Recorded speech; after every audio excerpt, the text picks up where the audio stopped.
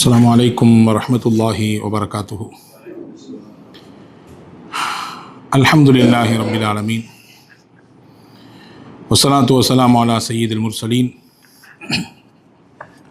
وعلى آله وصحبه أجمعين. قال الله تعالى في القرآن الكريم وفي الفرقان الحميد: أعوذ بالله من الشيطان الرجيم، بسم الله الرحمن الرحيم.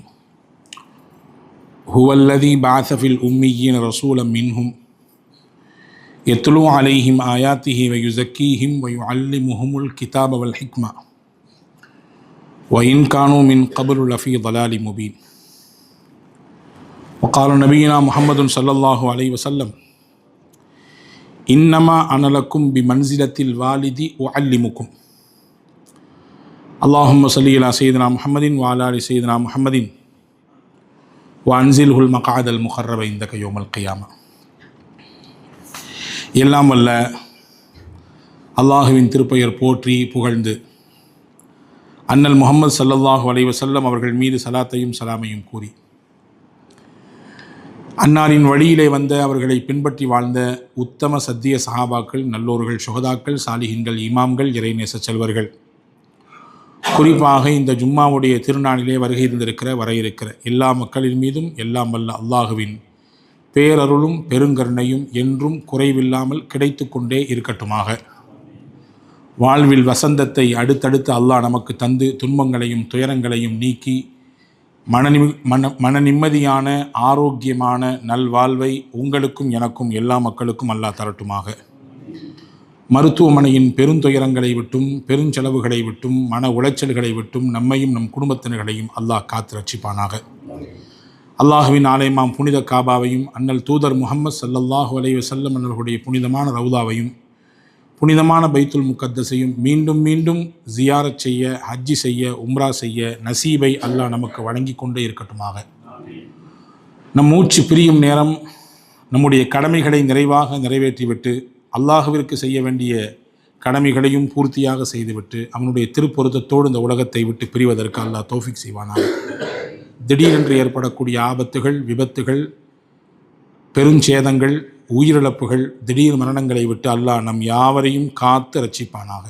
நாளை மறுமையில் நல்லோர்கள் கூட்டத்திலே, நபிமார்கள் கூட்டத்திலே, இறைநேச செல்வர்கள் கூட்டத்திலே நம் கண்மணி நாயகம் ஸல்லல்லாஹு அலைஹி வஸல்லமுடைய தலைமையின் கீழே நம்மை பெற்றவர்களை, நமக்கு கல்வி தந்த உஸ்தாதுமார்களை, நம்மிடத்திலே துவாவுக்காக விண்ணப்பித்த எல்லா மக்களையும் அல்லாஹ் ஜன்னத்துல் ஃபிர்தௌஸிலே ஒன்றிணைப்பானாக.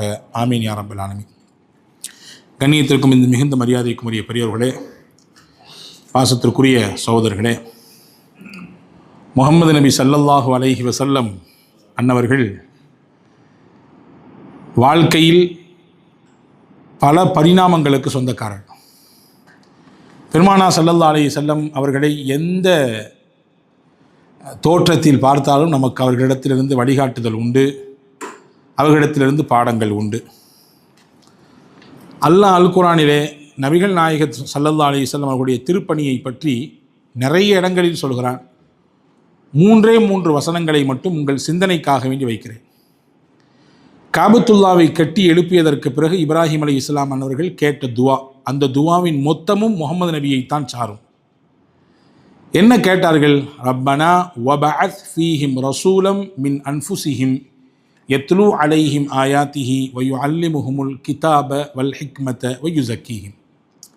இறைவா, இந்த மக்களுக்கு, அதாவது இந்த நகரத்தில் வாழக்கூடிய மக்களுக்கு, அப்படி சுருக்கி பார்த்து விடவும் முடியும், விரிவான பொருள் கொண்டும் பார்க்கலாம். உலகத்தில் வாழக்கூடிய எல்லாருக்கும் இந்த மக்களிலிருந்து ஒருவரை நீ தூதுவராக அனுப்ப வேண்டும். அந்த தூதுவரின் பிரதான பணி என்ன? யத்லூ அலைஹிம் ஆயாத்திஹி, வேத வசனங்களை, வரிகளை அவர் ஓதி காண்பிப்பார். வயுஅல்லிமுஹுமுல் கிதாப வல் ஹிக்மா, வேதத்தையும் ஞானத்தையும் அவர் கற்றுக் கொடுப்பார். வயுஸக்கீஹிம், மக்களின் மனங்களில் மண்டி கிடக்கக்கூடிய அறியாமையை, இருளை நீக்கி அந்த மக்களின் மனங்களை தூய்மைப்படுத்துகிற மகத்தான பணியை அவர் செய்வார். இப்ராஹிம் அலைஹிஸ்ஸலாம் கேட்ட துவா இது. இதை நிறைவேற்றி தர வேண்டும் என்று அல்லாஹ்விடத்தில் கேட்டார்கள். யாரை மையமாக வைத்து கேட்டார்கள்? முஹம்மது நபியைத்தான் மையமாக வைத்து கேட்டார்கள். எனவேதான் அல்லாஹ் அந்த ஊரிலிருந்து, அந்த மக்களிலிருந்து, அந்த ஊரில் பிரதான குடும்பமாக வாழ்ந்த குறைஷிகள், அந்த குறைஷிகளிலேயே பனு ஹாஷிம்களிலிருந்து ஒருவராக முகமது ஸல்லல்லாஹு அலைஹி வஸல்லம் அன்னவரை அல்லாஹ் தேர்வு செய்தான், இதை இறை தூதராக அனுப்பினான். எனவே இறைவன் தூதர் முகமது ஸல்லல்லாஹு அலைஹி வஸல்லம் பிற்காலத்தில் தன் வருகையை பற்றி சொல்லும் பொழுது சொன்னாங்க, அன தஅவத்து அபி இப்ராஹீம், நான் என் தகப்பனார் இப்ராஹீமின் துவா, அதன் பிரதிபலன் என்றார்கள். காபாவை கட்டி முடித்ததற்கு பிறகு இப்ராஹிம் நபி கேட்ட துவாவிற்கு அல்லாஹ் என் மூலமாக பதில் தந்தான். அவர்கள் கேட்ட துவா அல்லாஹ் என் மூலமாக விடையளித்தான் என்று சொன்னார்கள். இது முதல் வசனம், சூரா பக்ராவிலே இடம்பெறுகிறது. அடுத்த வசனம் பாருங்கள். இந்த துவாவிற்கு பதில் கொடுக்கும் முகமாக அல்லாஹ் பேசினான். அது எங்கே இடம்பெறுகிறது? சூரா ஆலு இம்ரானிலே இடம்பெறுகிறது. லக்கது மன்னல்லாஹு அலல் முஃமினீன், மூமின்களுக்கு அல்லாஹ் பேருபகாரம் செய்து விட்டான். இஸ் பாஸ ஃபீஹிம் ரசூலம் மின் அன்ஃபுஸிஹிம் யத்லு அலைஹிம் ஆயாத்திஹி வயுஸக்கீஹிம் வயுஅல்லிமுஹுமுல் கிதாப வல் ஹிக்மா. மக்கள் மூமின்களுக்கு அல்லாஹ் பேருபகாரம் செய்தான். அவர்களிலிருந்தே ஒருவரை அவர்களுக்கான வழிகாட்டியாக இறை தூதராக அல்லாஹ் தேர்வு செய்தான். அந்த இறை தூதரின் பிரதான பணி என்ன?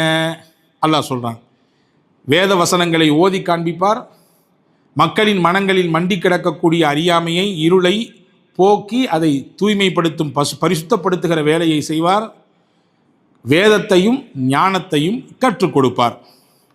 இப்ராஹிம் அலைஹிஸ்ஸலாம் கேட்ட அதே ஆங்கிள்லே அல்லாஹ் பதில் சொல்கிறான். ஆனால் என்ன கொஞ்சம் டிஃப்ரெண்ட்டு. இப்ராஹிம் அலைஹிஸ்ஸலாம் யுஸக்கீஹிம் என்ற வார்த்தையை கடைசியில் சொன்னாங்க. அல்லாஹ் சொல்லும் பொழுது அந்த வார்த்தையை முன்னாடி சொல்கிறான். அதற்கு ஏகப்பட்ட விளக்கங்களை மார்க்க அறிஞர்கள் தருகிறார்கள். இங்கே அல்லாஹ்விடத்திலே இப்ராஹிம் கேட்ட துவாவிற்கு அல்லாஹ் கொடுத்த பதில். அப்படியாக இந்த ஆலு இம்ரானின் வசனத்தை பார்க்கலாம். மூன்றாவது ஒரு வசனத்தை ஞாபகப்படுத்துகிறேன். ஒவ்வொரு வாரமும் பிரதானமாக உலகத்தில் பல பள்ளிகளில் ஓதப்படக்கூடிய ஜும்மாவுடைய தினத்தில் ஓதப்படக்கூடிய ஒரு அத்தியாயம்தான் சூரத்துல் ஜும்ஆ. அந்த ஜும்மா அத்தியாயத்தினுடைய 2வது வசனம். அல்லாஹ் அங்கே என்ன சொல்கிறான்?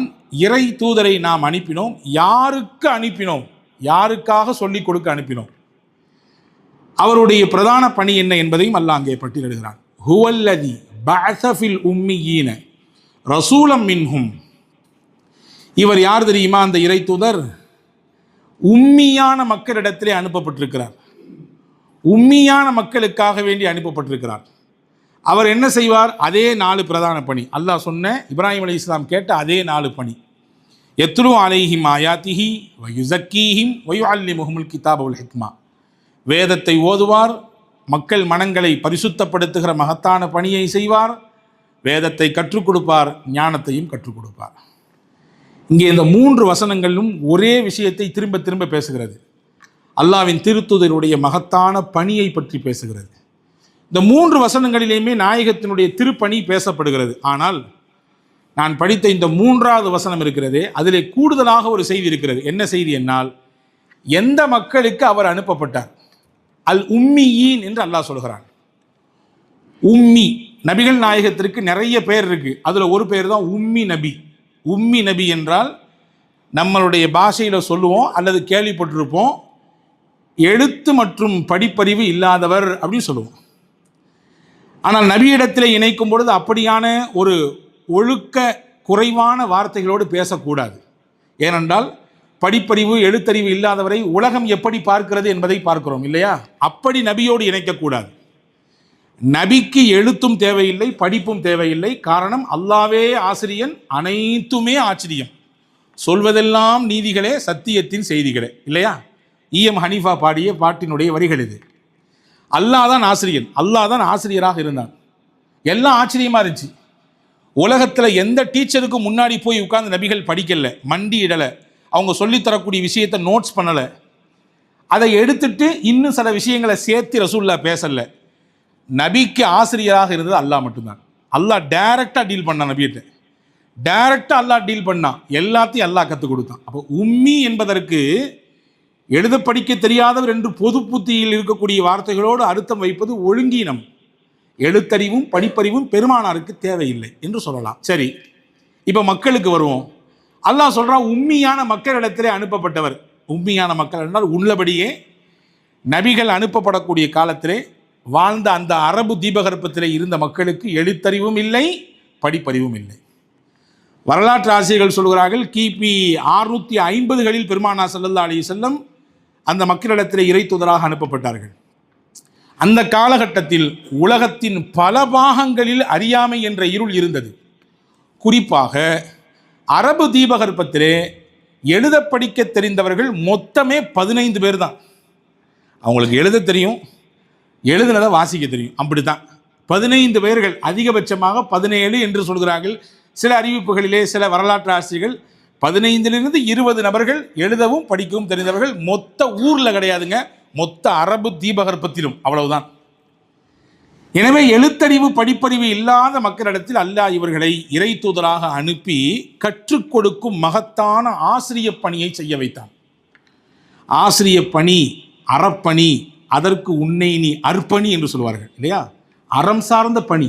ஆசிரிய பணி சாதாரண விஷயம் இல்லை, ஒரு அறமிக்க பணி அது. ஏன்னா அடுத்த தலைமுறையை உருவாக்கக்கூடிய பணி. இன்னைக்கு அந்த ஊரில் கலெக்டராக இருக்காரு, என்னுடைய மாணவர் தான் அவர் என்று அவருக்கு கற்றுக் கொடுத்தவர் எவரோ பெருமையோடு சொல்லுகிறார். இன்னைக்கு இப்படி ஊர் உலகத்திலெல்லாம் போய் அவர் உரையாற்றி கொண்டிருக்கிறாரே, அவர் என்னுடைய பிள்ளை தான், என்கிட்ட படித்தவர் தான் அவர் என்று கற்றுக் கொடுத்த ஆசிரியர் எவ்வளவு பெருமிதத்தோடு சொல்கிறார். மகத்தான பணி. ஆசிரியர்கள் என்பவர்கள் தன்னை உருக்கி தன் மாணவரை செதுக்குகிறார்கள். தன்னை உருக்கி தன்னிடத்தில் பயிலக்கூடிய மாணவர்களை செதுக்குவார்கள். இந்த ஆசிரியர்களுக்கெல்லாம் முன்னோடி முகமது நபி ஸல்லல்லாஹு அலைஹி வஸல்லம். எனவே தான் அல்லாஹ் இந்த 3 வசனங்களிலேயுமே இந்த செய்தியை கோட் பண்ணுறான். அவர்கள் கற்றுக் கொடுத்தார்கள், வேதத்தை கற்றுக் கொடுத்தார்கள், ஓதி காண்பித்தார்கள், ஞானங்களை கற்றுக் கொடுத்தார்கள். அவருடைய மனங்களிலே இருக்கக்கூடிய அழுக்கை, அசுத்தத்தை, அறியாமையை நீக்கி அந்த மனதை சுத்தப்படுத்தினார்கள் என்று திரும்ப திரும்ப சொல்கிறான். அன்பு கூர்ந்த பெருமக்களே, அன்றைக்கு முகமது நசூருல்லா அவர்கள் கற்றுக் கொடுக்கும் நேரத்தில் மனிதர்கள் எல்லாம் கல்லா இருந்தார்கள், கரடு முரடாக இருந்தார்கள், எதுவுமே தெரியாது. அப்படியான கால சூழ்நிலை இருந்த மக்களை தான் நபிகள் பெருமானார் தன்னுடைய ஆசிரியர் என்கின்ற அந்த பரிணாமத்திலே, அந்த ரோலில் உட்கார்ந்து எவ்வளவு அழகான முறையில் டீச் பண்ணாங்க என்று வரலாறு நமக்கு சொல்லித் தருகிறது. அன்பான சகோதரர்களே, நமக்கெல்லாம் தெரிந்த நிகழ்வாக இருக்கலாம், கோடிட்டு காட்டுகிறேன். முகமது நபி ஸல்லல்லாஹு அலைஹி வஸல்லம் அன்னவர்கள் மதீனத்து பள்ளிவாசலிலே இருக்க ஒரு கிராமப்புறத்திலிருந்து ஒருவர் வந்தார். அவர் ஒரு கிராமத்தான். 2 வித அறிவிப்புகள் இருக்கிறது. வந்தவர் இஸ்லாத்தை ஏற்றுக்கொள்ளாதவர் என்றும் இருக்கிறது. வேறு சில அறிவிப்புகளிலே இஸ்லாத்தை மட்டும் ஏற்றிருந்தால், ஆனால் பண்பாடு மிக்கவர் அல்ல, அவர் சூதுவாது தெரியாதவர், ஒரு கிராமத்து மனிதராக இருந்தார். அறவே பழக்க வழக்கங்கள்லாம் பெருசாக அவருக்கு தெரியாது என்றும் அறிவிப்புகள் இருக்கிறது. ஆக மொத்தத்தில் நிகழ்வு தான் நமக்கு முக்கியம். வந்தவர் அங்கே விருந்து பரிமாறப்பட்டது, சாப்பிட்டார். சாப்பிட்டு முடித்ததற்கு பிறகு என்னமோ தெரில, அவருக்கு அடக்கி கொள்ள முடியாமல் சிறுநீர் கழிக்க வேண்டிய தேவை ஏற்பட்டு போச்சு. பள்ளிவாசலுக்குள்ளே அப்படி சிறுநீர் கழிக்க துவங்கிவிட்டார். பக்கத்தில் இருந்த தோழர்களுக்கெல்லாம் சரியான கோபம். காரணம், இது இறைவனின் இல்லம், இறைவனை வணங்குவதற்கான இடம். அங்கே அசுத்தப்படுத்துவது, தூய்மைக்கு மாறாக நடப்பது உகந்ததல்லவே, அது சரியாக இருக்காதே. நபி ஸல்லல்லாஹு அலைஹி வஸல்லம் அவர்களும் சஹாபாக்களும் தலையை வைக்கக்கூடிய இடம், சஜிதா செய்யக்கூடிய இடம், அந்த இடத்துல வந்து அசுத்தப்படுத்தினா என்ன அர்த்தம்?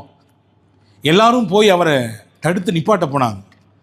சஹீஹுல் முஸ்லிமிலே வந்திருக்கிறது, புகாரிலே வந்திருக்கிறது. ரசூலுல்லாஹ் சொன்னார்கள், லா துஸ்ரிமூஹு, அவரை நீங்கள் தடுக்காதீர்கள், அதட்டாதீர்கள், அவரை பயன்படுத்தாதீங்க, விடுங்க, அவர் முழுசாக கழிக்கட்டும், முழுசாக அவர் போக வேண்டிய காரியத்தை செய்யட்டும் என்று அவர்களை சஹாபாக்களை தடுத்து நிப்பாட்டினாங்க. எல்லாம் அவர் முடித்த பின்னாடி ரசூலுல்லாஹ் அவரை கூப்பிட்டு பக்கத்தில் ரொம்ப அழகாக டீச் பண்ணாங்க. இன்ன ஹாதிஹில் மசாஜித், இது அல்லாவின் இறை இல்லம். லா துஸ்லஹு லிஷைஇம் மின் ஹாதிஹில் பவுல் வலல் கதர், இங்கே அசுத்தப்படுத்தவோ சிறுநீர் கழிக்கவோ அல்லது தூய்மைக்கு மாற்றமாக இங்கே நடந்து கொள்வதோ அது உகந்ததல்ல, சரியானதல்ல. ஏன்னா இறை இல்லம் என்பது எதற்குரியது? ஒரு டெஃபினேஷன் கொடுக்குறாங்க. இறை இல்லம் என்றால் என்ன, அங்கே என்ன நடக்கணும் அப்படிங்கிறதுக்கு ஒரு அழகான ஒரு முன்னுரை தருகிறார்கள். என்ன சொல்கிறார்கள்? இன்னமா ஹாதிஹி, இறை இல்லம் என்பது லிதிக்ரில்லாஹி அஸ்ஸ வஜல், அல்லாஹ்வை நினைவு கூறுவதற்கான இடம் இது. வஸ்ஸலாத்தி வகிராத்தில் குர்ஆன், தொழுவதற்கான இடம் இது, சஜிதா செய்வதற்கான இடம். இறை வேதமான அல் குர்ஆனை வாசிப்பதற்கான இடம்.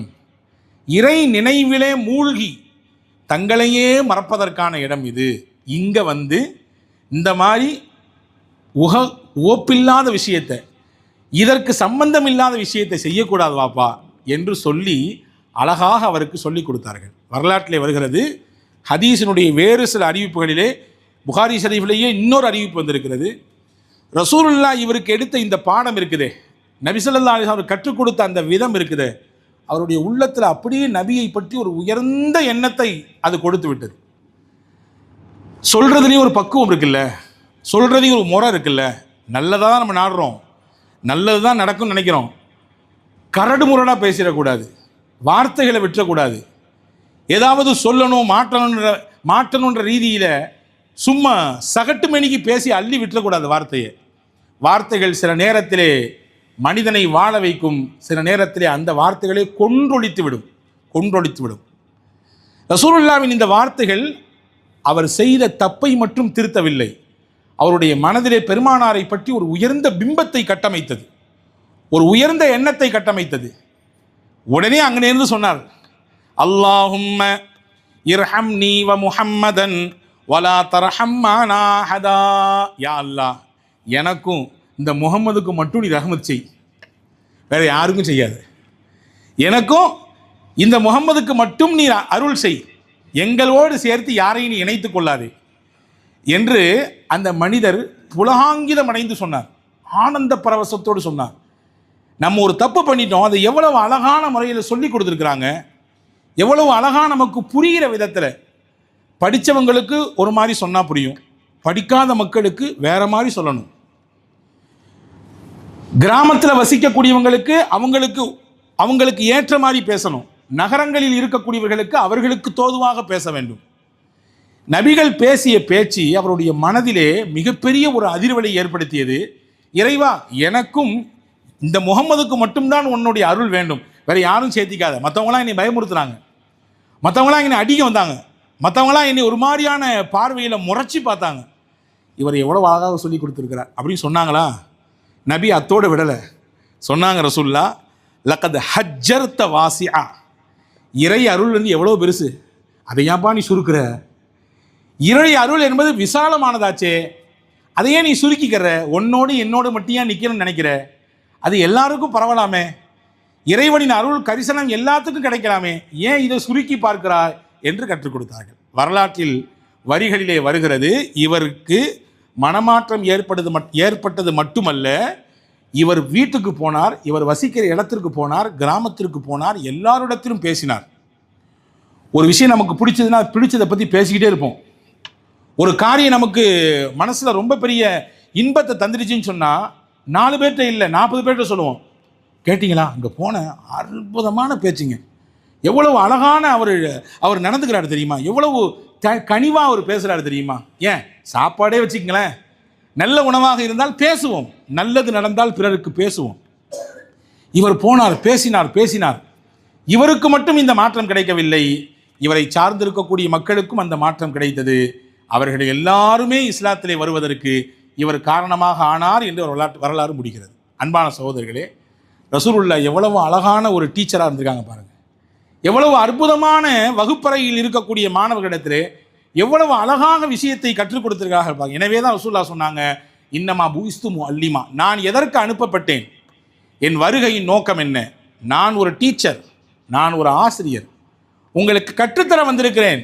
வாழ்க்கையை கற்றுத்தருவேன், பண்பாட்டை கற்றுத்தருவேன், உங்கள் பார்வையை எப்படி பார்க்க வேண்டும் என்று கற்றுத்தருவேன், உங்கள் குடும்பத்தோடு எப்படி வாழ வேண்டும் என்பதை எப்படி வியாபாரம் செய்ய வேண்டும் கற்றுத்தருவேன், எப்படி பேச வேண்டும் கற்றுத்தருவேன், எல்லாவற்றையும் கற்றுத்தருகிற ஆசிரியராக நான் இருக்கிறேன் என்று ரசூலுல்லாஹ் அதை பெருமையோடு சொன்னாங்க. உயர்ந்த தொனியிலே பெருமானார் பேசினா, இன்னமா புஇஸ்து முஅல்லிமா, நான் ஒரு ஆசிரியர் என்று சொன்னார்கள். அன்பான சகோதரர்களே, எனவேதான் பெருமானார் பல பரிணாமங்களில் வந்தாலும் சஹாபாக்களுக்கு ரசூலுல்லாஹ் எப்பொழுதுமே ஆசிரியர் தான். தங்கள் சந்தேகங்களை கேட்டு கேட்டு தெளிவுபட்டுக் கொள்வார்கள். நபி இடத்தில் ரபி ஆசிரியர் என்கின்ற பார்வையில் சஹாபாக்கள் பார்த்தாலும், சஹாபாக்களை ஒரு மாணவர் என்கின்ற பார்வையிலோ அல்லது அதட்டி உதட்டி பேச வேண்டிய இடத்தில் அப்படியான ஒரு தன்மையிலோ பெருமானார் பேசியதாக எங்கேயுமே பார்க்க முடியவில்லை. தவறுகளை பார்த்தால் பெருமானார் யார் அந்த தப்பு செய்தாரோ அவருக்கு மட்டும் உணர்த்தும் விதத்திலே பேசுவார்கள். மாபால அக்குவாமுன், சில பேருடைய நிலைமை ஏன் இப்படி இருக்குது, ஏன் இப்படி பண்ணுறாங்க, கூப்பிட்டு 4 பேர்த்துக்கு முன்னாடி நிற்க வச்சு கேட்கறது இல்லை கேள்வி. அப்படி ஒருத்தர் கேட்டாருன்னா பெரிய அறிவாளி, இன்னும் உலகத்தில் யாரும் அவரை முத்திரை குத்த வேண்டிய அவசியம் இல்லை. நம்ம பிள்ளைகள்லாம் கேளுங்க, ஈஸியாக சொல்லிடுவாங்க. அஜரத், கேள்வி கேட்கறது நல்லது தான், ஈஸி, பதில் சொல்கிற இடத்துல நீங்கள் இருந்து பாருங்கள், அது ரொம்ப கஷ்டம். சொல்கிறாங்களா இல்லையா? கேள்வி கேட்டு அவர்களை தலைகுனிய வைப்பது பெருமானாரின் பழக்கம் அல்ல. கேள்வியும் கேட்பாங்க, பதிலையும் சொல்லிக் கொடுப்பாங்க. சஹாபாக்களே கேள்வியை எடுத்து வந்தால் நபி ஸல்லல்லாஹு அலைஹி வஸல்லம் பதில் சொல்கிறதுக்கு முன்னாடி உங்களுக்கு ஏதாவது தெரிஞ்சால் சொல்லுங்கன்னு சொல்லுவாங்க. சஹாபாக்கள் சொல்லுவாங்க, அல்லாஹு ரசூலுக்கும் தான் ஆலம், அல்லாஹ் ரசூலுக்கே எல்லாம் தெரியும் என்பார்கள். ரொம்ப அழகான முறையில் கற்றுத்தருகிற ஆசிரியர் பெருமானார் ஸல்லல்லாஹு அலைஹி வஸல்லம். முஆவியத் இப்னு ஹக்கம் என்று ஒரு சஹாபி இருந்தார். புதிதாக இஸ்லாத்தை ஏற்றுக்கொண்டார். ஏற்றுக்கொண்டு அப்பொழுதுதான் அவருக்கு சின்ன சின்ன விஷயங்கள், அடிப்படையான மார்க்கத்தினுடைய செய்திகள் எல்லாம் போய் சேருகிறது. அவர் தொழுகைக்கு வந்தார். பள்ளிவாசலிலே தொழுகைக்காக வேண்டி வருகிறார். சஹீஹுல் முஸ்லிமில் இந்த ஹதீஸ் வந்திருக்கிறது. வந்தார், தொழுதார், இமாமத் ஜமாத்தாக தொழுகிறார். தொழுதுட்டு இருக்கும்போது அவர் வரிசையில் இருந்த ஒருத்தர் ஹச்சின்னு தும்மல் போட்டார். நம்ம என்ன செய்வோம், தும்மல் போட்டால் அல்ஹம்துலில்லாஹ்னு சொல்லுவோம் இல்லையா? சரி, அல்ஹம்துலில்லாஹ்னு ஒருத்தர் சொன்னார், தும்முனவர். கேட்டவர் என்ன சொல்லுவார், யர்ஹமுக்கல்லான்னு சொல்லுவார் இல்லையா? இது வழக்கம். சரி, இது வெளியில் தொழுகைக்கு உள்ள நடந்தால் என்ன பண்ணுறது தெரியாத, அப்போ வரை அதை படிக்கல அவர். இவர் நினச்சிக்கிட்டாரு தொழுகும் பொழுது அல்ஹம்துலில்லாஹ் சொன்னால் தும்முனா அல்ஹம்துலில்லாஹ்னு தும்மி அவர் சொல்லுவார். பக்கத்தில் இருக்க ஒரு யர்ஹமுக்கல்லா சொல்லி ஆகணுமே அப்படின்னு நினச்சிட்டு தும்மி முடிச்சார் பாருங்க. அடுத்த நிமிஷம் யர்ஹமுக்கல்லா அப்படின்னு சத்தம் போட்டு சொல்லிட்டார். எங்கங்க? தொழுகையில் நிற்கும் பொழுது, தொழுகையில் ஜமாத்தா லைனில் நிற்கும் பொழுது யர்ஹமுக்கல்லான்னு சத்தம் போட்டு சொல்கிறார் முஆவியத் இப்னுல் ஹக்கம் ரதியல்லாஹு அன்ஹு. சொல்லி முடித்தவொன்னு அங்கே சஃப்பில் நிற்கிறவங்களாம் எல்லாரும் இவரையே குறுகுறுன்னு பார்க்குறாங்க. இப்படி பார்க்குறாங்க, கண் கொண்டு ஓரக்கண்ணால் இப்படி பார்க்குறாங்க. இவர் அங்கிட்டு திரும்பி பார்த்தாரு, எல்லாரும் நம்மளே பார்க்குறாங்களே, என்னாச்சு, ஐயோ என்னாச்சு, எங்கள் அம்மா அப்படின்னாரு. அது அப்படியே வருது வார்த்தை, வா சகுலா ஏ உம்மா, எங்கள் அம்மா என்ன எல்லாரும் இப்படி பார்க்குறாங்க, மா தஷாவுக்கும் தந்துருவன இலைய, உங்களுக்கு என்ன ஆச்சு, ஏன் என்னையே பார்க்குறீங்க எல்லாரும், பேசாமல் முன்னாடி பார்த்து தொழுவுங்க அப்படின்னு தொழுகையிலே பேசுகிறார். தொழுகையிலே சொல்கிறார். சொல்லி முடித்தோடனே எல்லாரும் அவங்கவுங்க திரும்பிக்கிட்டாங்க. இவர் மனசில் ஓடுது, இன்னைக்கு அம்பிட்டுதான் தொழுகை முடிஞ்ச உடனே எல்லாருக்கும் முன்னாடி நிப்பாட்டி வச்சு ரசூலுல்லாஹ் கேள்வி கேட்க போகிறாங்க, என்ன நடக்க போது தெரியலையேன்னு மனசுக்குள்ளே என்ன ஓடிக்கிட்டே இருக்குது. தொழுகை முடிஞ்ச பின்னாடி ரசூலுல்லாஹி ஸல்லல்லாஹு அலைஹி வஸல்லம் தும்முனவர் யார் அப்படின்னு கேட்டாங்க. அவர் தும்முனவர் எந்திரிச்சார். சரி, யர்ஹமுக்கல்லான்னு யார் சொன்னா அப்படின்னு கேட்டாங்க. அவர் எந்திரிச்சார். யார்? இந்த முஆவியத் இப்னுல் ஹக்கம் ரதியல்லாஹு அன்ஹு. எந்திரிச்ச உடனே, ஏங்க கொஞ்சமாவது வேண்டாம் உங்களுக்கு, எதிர நிற்கிறது தெரியல, தொழுகை தான் நிற்கிறோம் அப்படின்னா பெருமானார் பேசலை, இங்கே வாங்கன்னு கூப்பிட்டாங்க. முன்னாடி கூப்பிட்டு உட்கார வச்சு சொன்னாங்க, இன்ன ஹாதிஹி ஸலா லா யுஸ்லிஹு ஃபீஹா ஷையும் மின் கலாமின் நாஸ். இது தொழுகை. தொழுகையிலே மக்களிடத்திலே சராசரியாக பேசுவதை போன்று இங்கே பேச முடியாது. அல்லாஹ் அக்பர் தக்பீர் தஹரீமா கட்டிட்டீங்கன்னா ஒரு கட்டுப்பாடுக்குள்ளே வந்துடுறீங்க. வெளியில் நீங்கள் தொழுகை அல்லாமல் பேசுகிற மாதிரி உண்டான பேச்செல்லாம் தொழுகையில் பேச முடியாதுமா. இன்னமா ஹுவ தஸ்பீஹ் வ தக்பீர் வ கிராத்துல் குர்ஆன். தொழுகைனா என்ன, அதுக்கு ஒரு டெஃபினேஷன் சொல்கிறாங்க, ஒரு விளக்கம் சொல்கிறாங்க. தொழுகைன்னா தஸ்பீஹ் செய்யணும், அதில் தக்பீர் இருக்கும், கிராத்துல் குர்ஆன் குர்ஆனினுடைய வசனங்கள் ஓத வேண்டியது இருக்கும். இதுதாம்மா தொழுகை, இது அல்லாத மற்ற பேச்செல்லாம் தொழுகையில் இருக்கக்கூடாதம்மா அப்படின்னு ஹஸரத் ரசூலுல்லாஹி ஸல்லல்லாஹு அலைஹி வஸல்லம் ஹஸரத் முஆவியத் இப்னுல் ஹக்கம் ரதியல்லாஹு இடத்திலே சொல்லிக் கொடுத்த செய்தியை சஹீஹுல் முஸ்லிமிலே இந்த ஹதீஸ் பதிவாக இருக்கிறது. அன்பான சகோதரர்களே, தொழுகை தெரியாத ஒருவர் செய்துவிட்ட விஷயத்தை எவ்வளவு அற்புதமாக அவருக்கு மட்டுமல்ல அங்கே இருக்கக்கூடிய எல்லாருக்கும் சேர்த்துமான பாடமாக பெருமானார் ஸல்லல்லாஹு அலைஹி வஸல்லம் கற்றுக் கொடுத்திருக்கிறார்கள் என்பதை நாம் கவனத்தில் கொள்ள வேண்டும். இப்படி சின்னதிலிருந்து பெரிய விஷயங்கள் வரை ஒவ்வொன்றாக கற்றுக் கொடுத்து பழக்கப்பட்டதினாலே பெரும் பிரச்சனைகள் வருகிற நேரத்திலும் கூட சஹாபாக்கள் நாயகத்தின் வகுப்பறையில் படித்ததினாலே அதை மிக எளிமையாக கையாளக்கூடிய பக்குவத்தை முழுமையாக பெற்றிருந்தார்கள் சஹாபா பெருமக்கள். அன்பான சகோதரர்களே, முஆவியா ரலியல்லாஹு அன்ஹு, இந்த முஆவியா வேற, முஆவியத் இப்னு அபீ சுஃபியான், அபூ சுஃபியானுடைய மகன் முஆவியா. இந்த முஆவியா ரலியல்லாஹு தஆலா அன்ஹு அவர்கள் வாழ்க்கையில் நடந்த ஒரு நிகழ்ச்சியை சொல்கிறாங்க. தபரானியில் இந்த ஹதீஸ் வந்திருக்கிறது. ரசூலுல்லாஹ் கூட நாங்கள் உட்கார்ந்துருக்கும்போது ஒருத்தர் வந்தார். யார் அவர் அப்படின்னா, அவருக்கு பேர் வாயில் இப்னு ஹுஜ்ர். ரசூலுல்லாஹ் சொன்னாங்க, அத்தாக்கும் வாயில் இப்னு ஹுஜ்ர் மின் அர்தின் பஈதா, ரொம்ப தூரத்திலிருந்து வர்றாருங்க வாயில் உங்களை பார்க்கறதுக்கு. இப்போ நம்மளை நாடி வர்றார். ராகிபன் ஃபில்லாஹி ஒஃபி ரசூலிஹி, அல்லாஹுவின் மீதும் அல்லாஹ்வின் திருத்தூதரின் மீதும் நல்லெண்ணத்தோடு விரும்பி வர்றார். இந்த மார்க்கத்தை கற்றுக்கணும்னு நினச்சி வர்றார். வஹுவ பகியத்து அபினா இல் முலூக், அரச குடும்பத்தைச் சேர்ந்தவர் இவர். அரச குடும்பங்களில் மிச்சமாக இருக்கக்கூடிய நபர்களில் இவர் முக்கியமானவர். வரக்கூடியவர் சாதாரணமான மனிதர் அல்ல, அரச வம்சத்தைச் சேர்ந்தவர். அவர் வர்றாருன்னு சொல்லி ரசூலுல்லாஹ் அவரை வரவழைச்சி உட்காத்தி வச்சு அவருக்கான மரியாதைலாம் கொடுத்து அவர்கிட்ட பேசுகிற முறையெல்லாம் ரசூலுல்லாஹ் சஹாபாக்களுக்கு முன்னாடி நடந்துக்கிறாங்க. எல்லாம் பேச்சுவார்த்தை முடிஞ்சு அவரை வழி அனுப்பிட்டு வரணும்னு சொல்லி இந்த அபூ சுஃபியானுடைய மகன் முஆவியா ரதியல்லாஹு அன்ஹு அவர்களை கூப்பிட்டு இவரை போய் மதீனாவுடைய எல்லை வரைய நீங்கள் கொண்டு விட்டுட்டு வழி அனுப்பிட்டு வரணும் அப்படின்னு சொல்கிறாங்க. அவர் ஒட்டகத்தில் வந்தார். யார்? அந்த அரச பரம்பரையில் வந்த வாயில் இப்னு ஹுஜர். இவர் வழி அனுப்ப போகணுமே அப்படின்னு சொல்லிட்டு பின்னாடியே போகிறாரு. பாலைவனத்தினுடைய சூடு கால் தாங்க முடியல. முஆவியா கேட்டாங்க, நீங்கள் மட்டும் தான் உட்காந்துருக்கீங்க மேலே, நானும் சேர்ந்து உட்காந்துருக்கிறேனே, என்னையால் கீழே நடந்து வர முடியல, அவ்வளோ கஷ்டமாக இருக்குது. அவர் சொன்னார், அப்படிலாம் வர முடியாது, நாங்கள் யார் தெரியுமில்ல, அரச குடும்பம், எங்கள் பாரம்பரியம் என்ன தெரியுமில்ல அப்படின்னு பேசினார்.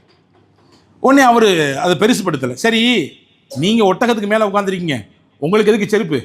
அந்த செருப்பு என்ன தாங்க, நானாவது கீழே போட்டு நடந்து வர்றேன். வாயில் இப்னு ஹுஜர் சொன்னார், அரச குடும்பத்தில் உள்ள ஒருத்தர் சொல்கிறேன், என்னுடைய செப்பலை அணிவதற்கு உங்களுக்கு அந்த அந்த தகுதியெலாம் இன்னும் வரல, அதனால் பேசாமல் நடந்து வாங்க அப்படின்ற மாதிரி பார்க்குறாரு. அடுத்து சொன்னாங்க முஆவியா, சரி நீங்கள் ஒட்டகத்திலையும் தர வேண்டாம், உங்கள் செருப்பையும் தர வேண்டாம், இந்த ஒட்டகம் போகக்கூடிய நிழல்லையாவது நான் அதை ஒட்டி வந்துக்கிறேனே ஓரமாட்டு. அவர் சொன்னார், நிழலில் கூட நடமாடக்கூடாது, வெயிலில் தான் வரணும், இந்த நிழல் படுற இடத்துல கூட நீங்கள் நடக்கக்கூடாது, அப்படி எங்களை ஓரமாக வாங்க, அப்படி வெயிலில் நடந்து வாங்க அப்படின்னு சொல்கிறார். முஆவியா ரலியல்லாஹு அன்ஹு நபி ஸல்லல்லாஹு அலைஹி வஸல்லம் இடத்தில் படித்தவர், நபிகள் நாயகம் தான் அவருக்கு வாத்தியார், எல்லாம் கற்றுக் கொடுத்த ஆசிரியர். ரசூலுல்லாவின் கட்டளையை ஏற்று அதை மிகச்சரியாக சிறப்பாக செயல்படுத்தக்கூடியவர்கள் சஹாபாக்கள்.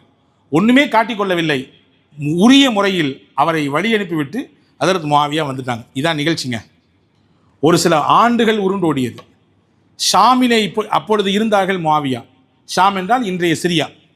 அந்த பகுதிக்கு ஆளுநராக ஆட்சியாளராக இருந்தார்கள் ஹஜ்ரத் முஆவியா ரலியல்லாஹு அன்ஹு. அந்த நேரத்தில் இதே வாயில் இப்னு ஹுஜர் முஆவியா ரலியல்லாஹு சந்திக்கணுன்ற மாதிரியான ஒரு நெருக்கடி நேரம். ஆட்சியாளரை சந்தித்து சில விஷயங்கள் பேசணும். ஏன்னா காலம் ஒரே மாதிரி இருக்காது, ஒருத்தருடைய கையிலே எல்லாம் இருக்காது, காலம் உருண்டு கொண்டே இருக்கும். காலம் என்பது வட்டம், அது சுற்றி கொண்டே இருக்கும். இன்னைக்கு கீழே இருக்கார், நாளைக்கு மேலே இருப்பார், இன்னைக்கு மேலே இருப்பார், நாளைக்கு கீழே இருப்பார், எப்படியும் ஆகலாம். காலம் என்பது சக்கரம், சுற்றி கொண்டே இருக்கும். ஒரே நிலையில் எப்பொழுதுமே ஒருவர் இருக்க மாட்டார். அந்த சுற்றலுக்கு தோதுவாக நாமும் இயங்கிக் கொண்டே இருக்க வேண்டும். பாருங்கள், இப்பொழுது முஆவியா, அன்னைக்கு சாதாரண முஆவியா, நாயகத்தின் நபித்தோழர் என்ற மிகச்சிறந்த பட்டத்தோடு இருந்தவர், இன்றைக்கு ஆளுநராக ஆட்சியாளராக இருக்கிறார். வாயில் இப்னு ஹுஜர் சந்திக்க வேண்டிய ஒரு நிர்பந்தம். சந்திச்சாங்க.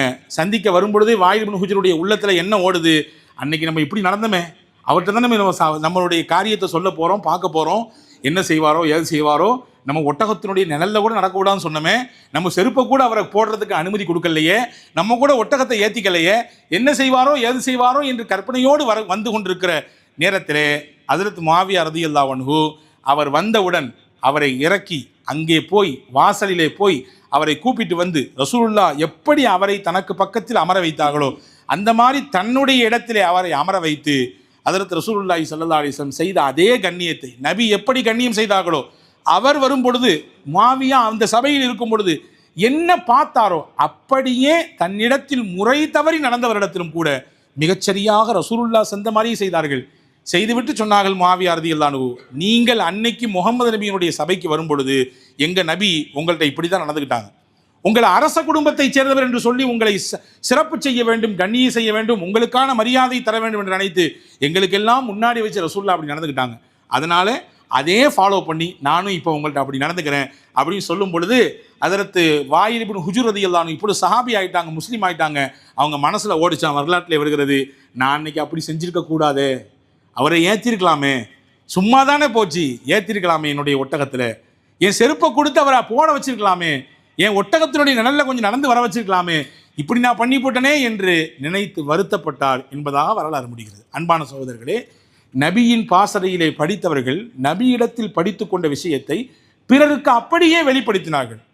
ரசூலுல்லாஹ் மிகச்சிறந்த ஆசிரியர் என்பதற்கான அடையாளம் தன்னிடத்தில் பயின்ற மாணாக்களை மாணவர்களை தன்னை போன்றே பண்புகளாலும் குணத்தாலும் உருவாக்கி அடுத்த தலைமுறைக்கு அப்படியான ஒரு சிறந்த ஆளுமை மிக்கவர்களை உருவாக்கக்கூடிய பக்குவத்தை கற்றுக் கொடுத்தார்கள். அன்பான சகோதரர்களே, இந்த வாரம் முழுக்க ஒரு பிரச்சனை ஓடிக்கொண்டே இருக்கிறது. ஒரு மரியாதைக்குரிய இடத்தில் இருக்கக்கூடிய, ஒரு மாண்பான இடத்தில் இருக்கக்கூடிய ஒரு அமைச்சர் பள்ளிக்கூடத்திலே சென்று படிக்கக்கூடிய, ஒரு பிரைமரி பள்ளியில் படிக்கக்கூடிய ஒரு மாணவி இடத்தில் நடந்து கொண்ட அந்த நடவடிக்கை, பேசிய பேச்சு, அந்த அந்த அந்த குழந்தையை கூனி குறுக வைச்ச அந்த செய்தியை எல்லா தளங்களையும் நம்ம பார்த்துக்கிட்டே இருக்கோம் இல்லையா? இந்த நேரத்தில் தான் முகமது ரசூலுல்லாவின் பாடம் உலகத்திற்கு தேவைப்படுகிறது. ரசூலுல்லா எதிரியாக இருந்தாலும் கூட அவர் தன் அவைக்கு வந்து விட்டார், அவரிடத்தில் எப்படி நடந்து கொள்வார்கள்? தனக்கு வேண்டாதவர் என்று, தன்னுடைய கொள்கையை சாராதவர், தன் கொள்கைக்கு மிகப்பெரிய ஊறு விளைக்கக்கூடியவர் அப்படியாக இருந்தாலும் கூட எப்படி நடந்து கொள்வார்கள் என்கின்ற பக்குவத்தை உலகத்திற்கு ரசூலுல்லா கற்றுக் கொடுத்தார்கள். மாணவர்கள் என்பவர்கள் தன்னம்பிக்கையால் உருவாக்கப்பட வேண்டும். மாணவர்களின் தன்னம்பிக்கை சீர்குலைக்கப்படக்கூடாது என்பதை உலகத்திற்கு கற்றுக் கொடுத்தார்கள். எனவே தான் அடையாளப்படுத்தினாங்க, உங்கள்கிட்ட இந்த திறமை இருக்குது, நீங்கள் சும்மா இருக்கக்கூடாது, அதை போய் படிச்சுட்டு வாங்க அப்படின்னா. ஸெய்த் பின் சாபித் ரலியல்லாஹு இடத்துல ரொம்ப லாங்குவேஜினுடைய அந்த நாலேஜ் உங்களுக்கு அதிகமாக இருக்குது, மொழியாற்றல் அதிகமாக இருக்குது, போய் படிச்சுட்டு வாங்க, போங்க யூத மொழியை படிச்சுட்டு வாங்க. படிச்சுட்டு வந்தார், 14 நாளாக படிச்சுட்டு வந்துட்டார். அடுத்து போனார், அடுத்து நீங்கள் வந்து இந்த ஹிப்ரு மொழியை படிச்சுட்டு வாங்கினார். ரசூலுல்லாஹ் சொன்னாங்க, போனார், படிச்சுட்டு வந்துட்டார் சீக்கிரமாட்டு. உங்கள் நல்ல மொழி திறமை இருக்குங்க, நீங்கள் என்ன செய்யுங்க, இனிமே எனக்கு வகி வருதில்ல, அதெல்லாம் எழுத ஆரம்பிச்சிருக்கேன்னாங்க. 17 வயசில் வகியை அப்படியே எழுதக்கூடிய, அச்சாக எழுதக்கூடிய ஆற்றலை ஹஜ்ரத் ஸெய்த் பின் சாபித் ரலியல்லாஹு பெற்றுக்கொண்டாங்க. 21 வயசில் ஹஜ்ரத் ஸெய்த் பின் சாபித் ரலியல்லாஹுடைய தலைமையில் தான் இன்னைக்கு நம்ம படிச்சுட்டு இருக்க குர்ஆன் ஒரு புத்தக வடிவில், இந்த புத்தக வடிவத்தில் வர்றதுக்கு முக்கியமான காரணம் ஸெய்த் ரலியல்லாஹு. இது யார் இந்த திறமையை வெளியே கொண்டு வந்தது? ரசூலுல்லாஹ் என்ற ஆசிரியர் தான், நபிதான் கொண்டு வந்தார்கள். ஹஜ்ரத் ரசூலுல்லாஹ்வுக்கு தெரியும், இப்னு மஸ்ஊத் பார்க்கறதுக்கு இப்படி பொண்ணி தான் இருப்பார்.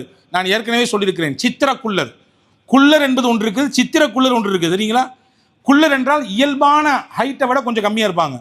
சித்திர குள்ளர் என்றால் ரொம்ப குள்ளமாக இருப்பாங்க. நான் நிற்கிறேன்ல, என்னோட இடுப்புக்கு தான் இருப்பார், அப்படித்தான் இருப்பார் சையதுனா இப்னு மஸ்ஊத் ரலியல்லாஹு அன்ஹு. ரசூலுல்லாஹ் அடையாளப்படுத்துறாங்க, சாதாரணப்பட்ட ஆள் கிடையாது. குர்ஆனினுடைய ஞானமும் கருத்துக்களும் மிகச்சிறந்த ஆளுமையும் புதைஞ்சு கிடக்கு இந்த மனுஷங்கிட்ட அப்படின்றத தெரிஞ்சுக்கிட்டு அதை வெளியே கொண்டு வந்தாங்க. கொண்டு வந்துட்டு சொன்னாங்க, இவரிடத்தில் நீங்கள் குர்ஆனை படித்துக் கொள்ளுங்கள், எனக்கு ஜிப்ரீல் எப்படி கற்றுத்தந்தாரோ அப்படி ஓதுறாருங்க இவருன்னாங்க. ஜிப்ரீல் எனக்கு எப்படி சொல்லி தந்தாங்களோ அதை அப்படியே பார்க்குறேன் இவருடைய திலாவத்தில், அம்புட்டு அழகாக ஓதுறாரு. என் மார்க்கத்திலேயே நல்ல மிகச்சிறந்த அறிவாளி, மார்க்கத்தை எடுத்து சொல்லக்கூடிய ஆற்றல் இடத்துல அதிகமாக இருக்குது. அடையாளப்படுத்தினாங்க. அலமுன்னாஸி பில் ஹலால் வல் ஹராம், எது ஹலால் எது ஹராம் யாரு சொல்லுவா? என் சமுதாயத்திலே முஆது சொல்லுவார், முஆது பின் ஜபல். ஹலால் எது ஹராம் எதுன்று அக்கு வேற ஆணி வேற பிரித்து போடக்கூடிய ஆற்றல் அவர்கிட்ட இருக்குது, அதை படிச்சுக்கங்க நாங்கள் ரசூலுல்லாஹ். போரின் நுட்பமும் போரின் தந்திரமும் நிறைவாக பெறப்பட்டவர் யார் தெரியுமா? காலித் பின் வலீத் இருக்கிறார். இவர் போனார்னா போருக்கு வெற்றி தான். அந்த நுட்பத்தையும் துல்லியமான தாக்குதலை எப்படி தாக்க வேண்டும், எப்படி அணுக வேண்டும், போரினுடைய வரைமுறைகள் என்ன என்பதை மிகச்சரியாக தெரிந்திருக்கிறார். இவர் சாதாரண ஆள் கிடையாதுங்க, சைஃபுல்லா, அல்லாஹ்வுடைய போர்வாள் அப்படின்னு அடையாளப்படுத்தினாங்க. இப்போ இப்படி ஒவ்வொரு சஹாபாக்களுக்கும் அவர்கள் சார்ந்து இருக்கக்கூடிய, அவரிடத்துல இருக்கக்கூடிய விஷயத்தை வெளியே கொண்டு வந்து, இந்த துறையில இந்த விஷயத்துல இவர் கைதேர்ந்தவர், இவர் இடத்துல இவ்வளோ பெரிய ஆளுமை இருக்கு அப்படின்னு அடையாளப்படுத்தி ஒவ்வொரு சஹாபாக்களையும் பல பல பாகங்களுக்கு அனுப்பி வைத்து உலகத்திலே இஸ்லாத்தை மட்டுமல்ல அவர்கள் கற்றிருந்த, அவர்களிடத்திலே உள்ளே மறைந்து கிடந்த திறமைகளை, தனித்திறமைகளையும் பல மக்கள் பயன்பெறும் விதத்திலே ரசூலுல்லாஹ் அடையாளப்படுத்தினார். அப்போ ஒரு ஆசிரியர் என்பவர் ஒரு மாணவரிடத்தில் இருக்கக்கூடிய தன்னம்பிக்கையை பூஸ்ட் பண்ணி அவரிடத்தில் இருக்கக்கூடிய தனித்தன்மைகளை வெளியே கொண்டு வரணும். இதுதான் அந்த ஆசிரியர் செய்ய வேண்டிய வேலை. ஆனால் இன்னைக்கு எல்லாரும் அந்த அந்த பிள்ளை இடத்துல அந்த அமைச்சர் பேசக்கூடிய அந்த காணொலியை பார்த்து பேசக்கூடிய விஷயம் என்ன? ஏங்க அந்த பிள்ளைங்களை வந்து நீங்கள் வந்து தலைகுனிவை எடுத்து ஏற்படுத்துகிற மாதிரி ஒரு விதமான நெருக்கடியை கொடுக்குற மாதிரி நடந்துக்கிறீங்க? எல்லாருமே என்ன ஆங்கிலம் படிச்சுட்டா வந்திருக்கிறோம், ஆங்கிலங்கிறது மட்டும் அறிவா என்ன? அது ஒரு மொழி, அப்படிதான். ஒரு ஒரு தன் உள்ளத்தில் இருக்கக்கூடியதை கடத்துவதற்கான பாஷை. எத்தனையோ உலகத்தில் ஆயிரக்கணக்கான பாஷை இருக்கிறது, அப்படியான பாஷைகளில் ஒன்று, அவ்வளவுதான். அது இல்லை என்பதனாலே என்ன என்பது போன்ற கேள்விகளை வைப்பதை பார்க்கிறோம் இல்லையா? அதனால கடைசி மிஞ்சி மாணவர்கிட்ட கேட்டு பாருங்க அப்படின்ற மாதிரியான கேள்வி எல்லாம் ஒரே வகுப்பறையில் படிக்கக்கூடிய மாணவர்களை பாகுபடுத்தி பார்க்கக்கூடிய எண்ணத்தை பிள்ளைகளிடத்திலே விதைக்கக்கூடிய காட்சியாகத்தான் நாம் அதை பார்க்கிறோம். எனவேதான் நபிகள் நாயகத்தின் வகுப்பறை எப்படி இருந்தது, நபிகள் நாயகம் எப்படி மாணாக்களை உருவாக்கினார்கள், நபிகள் நாயகம் எப்படி தனித்தன்மையோடு தன்னிடத்தில் பயின்றவர்களை சமுதாயத்திற்கு அர்ப்பணித்தார்கள் என்கின்ற பாடம் எல்லாம் உலகம் எல்லாம் படிக்க வேண்டும். யாரெல்லாம் இந்த துறையில் இருக்கிறார்களோ அவர்களுக்கு சொல்லித்தரப்பட வேண்டும். அப்படிப்பட்ட ஒப்பற்ற குணத்திற்கும் மிகுந்த சிறந்த பண்பாட்டுக்கும் சொந்தக்காரர் எம்பெருமானார் முஹம்மது ஸல்லல்லாஹு அலைஹி வஸல்லம் அவர்களுடைய அந்த வழியிலே அவர்கள் இந்த உலகத்திற்கு விட்டு சென்ற நல்ல விஷயங்களை எல்லா மக்களுக்கும் எடுத்துச் சொல்வோம். நன்மைகள் பரவலாகுவதற்கு அல்லாஹ் நம்மையும் காரணமாக்கட்டுமாக. ஆமீன். வாஹிரு தாவானா அல்ஹம்துலில்லாஹி ரப்பில் ஆலமீன். அஸ்ஸலாமு அலைக்கும் வரஹ்மத்துல்லாஹி வபரகாத்துஹு.